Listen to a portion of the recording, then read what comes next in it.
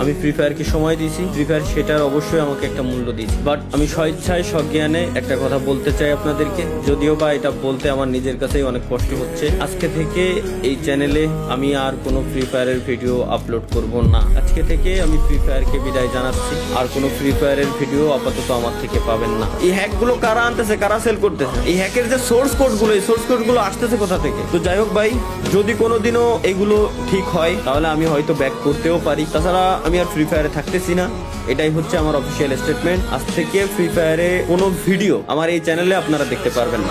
যদি বাঁচাইতে চান গেমটাকে, যদি বাঁচাইতে চান ভবিষ্যৎ প্রজন্মটাকে, আর যদি বাঁচাইতে না চান 48 ঘন্টা পর ভুলে যায় আমার কথা, কোনো সমস্যা নেই। ধন্যবাদ সকলকে, আল্লাহ হাফেজ, বিদায় ফ্রি ফায়ার। আরে আমার আসমানেতে ফেলাই দিয়েছে ভাই, আসমানে ঘুরে ঘুরে মারছে।